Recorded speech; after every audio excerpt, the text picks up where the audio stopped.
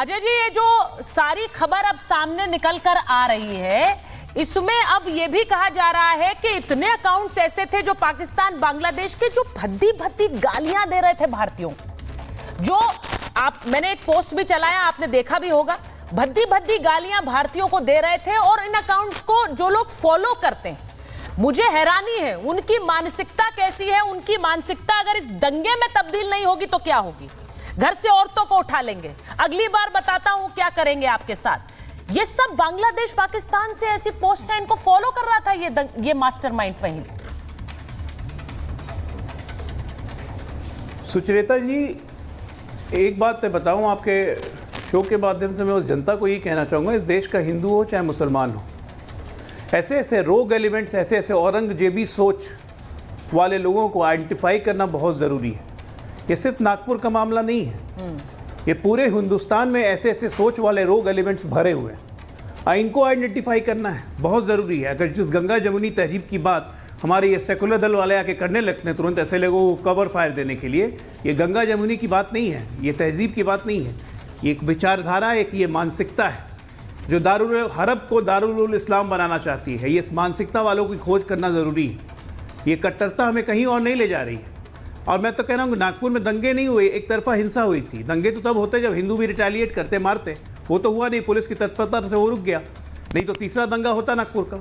लेकिन आप ये सोचिए कितनी जहरीली मानसिकता है कि लोग डिक्टेट कर रहे हैं पाकिस्तान से, लोग डिक्टेट कर रहे हैं बांग्लादेश से, उसके फॉलोअर का अकाउंट यहाँ फॉलो किया जा रहा है। और उसके बाद हमारे यहाँ के बैठे हुए सो कॉल्ड सेकुलर दल उसको कवर फायर देना शुरू करते हैं कि इंस्टिगेट किया गया, भड़काया गया, कुरान की आयतें जलाई गई। अरे कुछ नहीं जला था भाई साहब। ये सोच है, ये औरंगजेबी सोच है।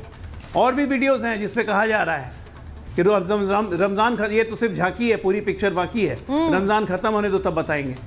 तो इस सोच से, और ये सोच बहुत मजबूत हुई है 4 जून के बाद से, जब देश में लगातार अराजकता फैलाने की कोशिश की जा रही है। कभी ट्रेनों को डिरेल करके, पटरियों पर लगातार बोल्डर्स रख के, कभी संभल वाली घटना, पुलिस से एसआईटी पर अटैक कर देना, जिसमें कहीं से धर्म का कोई एंगल इन्वॉल्व नहीं है। वर्ल्ड कप जीतने के, चैंपियंस ट्रॉफी जीतने के जश्न मनाते हुए भीड़ पे हमला करना, और अब ये नागपुर। तो ये कहीं ना कहीं इस औरंगजेबी सोच को ख़त्म करना, इस मानसिकता को सोच ख़त्म करना सब भारतीयों के लिए ज़रूरी है, इसमें चाहे वो हिंदू हो चाहे मुसलमान हो। क्योंकि मैं नहीं जानता हूँ और मैं मानता भी नहीं हूँ कि यहाँ पे इस हिंदुस्तान में 1% लोग भी औरंगजेब की औलाद हैं। लेकिन जो बच खुच गए औरंगजेब की औलाद, जिन्हें घुसलमान कहते हैं, मुसलमान नहीं घुसलमान, उनके मन में औरंगजेब घुसा हुआ है, ऐसे लोगों को आइडेंटिफाई करके निकालना, पहचानने की जिम्मेदारी हिंदुओं की भी है, मुसलमानों की भी है। और तभी हम इसको रोक पाएंगे। नहीं तो ये गंगा जमुनी तहजीब, ये डायलॉग बाजी के लिए बहुत अच्छा है। हमने देखा इस देश में कभी गंगा जमुनी तहजीब नहीं रही। जब मुगलों का शासन था तब भी लगभग 1 करोड़ हिंदू को मार दिया गया था। अकेले औरंगजेब के शासन में 25 लाख, जब पार्टीशन हुआ, फाइनल डे एक्शन कॉल दिया गया, 10 लाख से ज्यादा हिंदुओं को कत्लेआम कर दिया गया, लगातार दंगे होते रहे। तो गंगा जमुनी तहजीब की बात एक फालतू का लेपा पॉलिश करने के लिए ना करें।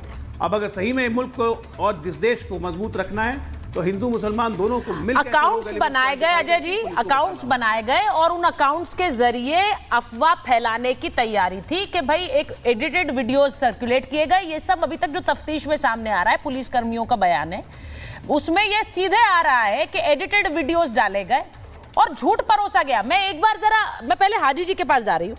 जरा हाजी जी, जो बात ओवैसी साहब ने कही, वो कैमरों ने कैद की, मैंने वो दिखाई कि कैसे आयतें लिखी थी, चादर जला दी गई, ऐसा कुछ नहीं हुआ है।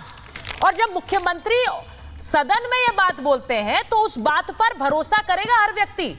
तो अगर इसको परोस कर वहां पर आग और लगती, दंगा और भड़कता, तो कौन जिम्मेदार होता है इसका? देखिए, बैरिस्टर असदुद्दीन ओवैसी ने वो एक बैरिस्टर हैं, वो जिस तरीके से बात उन्होंने रखी, बिल्कुल सच्चाई रखी। कितनी वीडियो वायरल है, किस तरीके से उस चादर पे मक्का मदीना लिखा हुआ था, हरे कलर की वो चादर थी, उस पे आयतें लिखी थी, वो सच्चाई थी। सर, आपको ये भी पता है कितने डॉक्टर्ड वीडियोस चल रहे हैं? कितने डॉक्टर्ड वीडियोस हैं हाजी साहब? मैं ये सिर्फ पूछ रही हूं, अगर सदन में राज्य के मुख्यमंत्री एक बयान दे रहे हैं, आप उस पर भरोसा करते हैं कि नहीं करते हैं? फिर इसको आगे बढ़ाएंगे।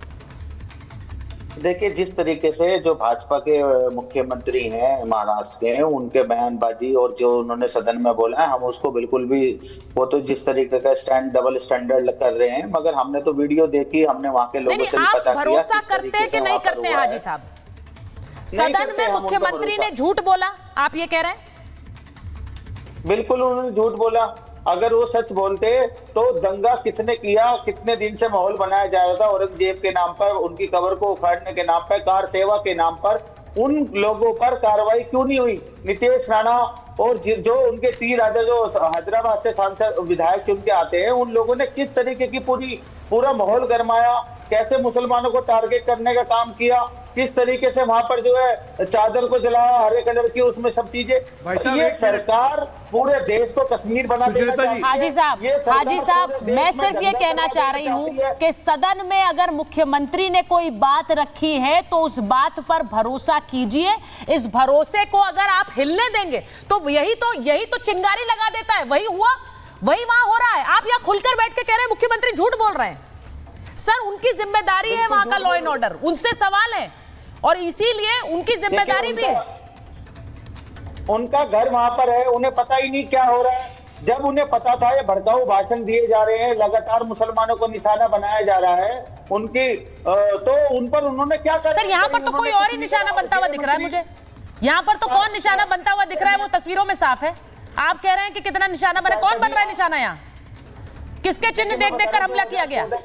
सुनिए मैडम, 2014 के बाद से जो मीडिया है वो एक तरफा दिखाती है। चलिए, 2014 का नैरेटिव भी आ गया।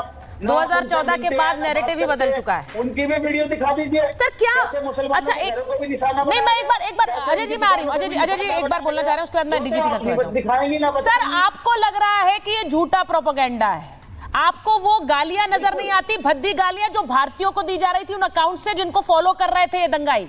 और वो भारतीय जब गालियां जिन्हें भारतीयों को दी जा रही थी तो वो भारतीय आप भी हैं, सिर्फ अजय आलोक नहीं है। देखिए मैडम जी, सिर्फ हर्षवर्धन जी नहीं, वो भारतीय आप भी हैं जिनको गालियां दी जा रही हैं भर भर कर। जो अच्छा सुनिए मैडम, जो हमारे देश के खिलाफ बोलेगा वो मेरा सबसे बड़ा दुश्मन है। लग तो नहीं रहा है सर, करता हूं और लग तो नहीं रहा है, इसके साथ खड़ा हूं। लग तो नहीं रहा है। आपके लगने से ना लग, देखिए मैडम, आपके लगने और ना लगने से कोई हल नहीं है। कोई फर्क नहीं पड़ता, ये तो मुझे, मैं जानती हूँ कोई फर्क नहीं पड़ रहा है आपको, ये मैं जान रही हूं आपको कोई फर्क नहीं पड़ रहा है, क्योंकि जो दंगाई कैमरों में कैद हैं उनको जब आप एक तरह से सपोर्ट करते हैं, जब आप ये कहते हैं कि मुख्यमंत्री गलत कह रहे हैं सदन के अंदर। मैं डीजीपी सर के पास एक बार जा रही हूं, फिर हर्षवर्धन जी आपके पास आ रही हूं। डीजीपी सर, मुझे एक बात बताइए, मुख्यमंत्री अगर सदन में ये कहते हैं कि ऐसी कोई हरकत नहीं हुई जिसका हवाला दिया गया, मैं ये मानती हूं कि अगर कोई भी आम नागरिक है वो इस पर भरोसा करेगा और करना चाहिए। कुछ नेता इसको लेकर आगे बयान दे रहे हैं जिससे बहुत ज्यादा तनाव फैल सकता है सर। तो चरिता जी, मैं कल अजय आलोक जी के बयान पर आरती के शो में आपका ध्यान आकृष्ट करना चाहूंगा जी। जब उन्होंने कहा कि नागपुर पुलिस में थोड़ी सी चूक की थी। एक निर्वाचित मुख्यमंत्री सदन के पटल पे अगर बयान दे रहा है, उस पर विश्वास नहीं है तो आपको किस पे विश्वास है? पाकिस्तान पे, बांग्लादेश पे, इंडोनेशिया पे, कहां पर विश्वास है?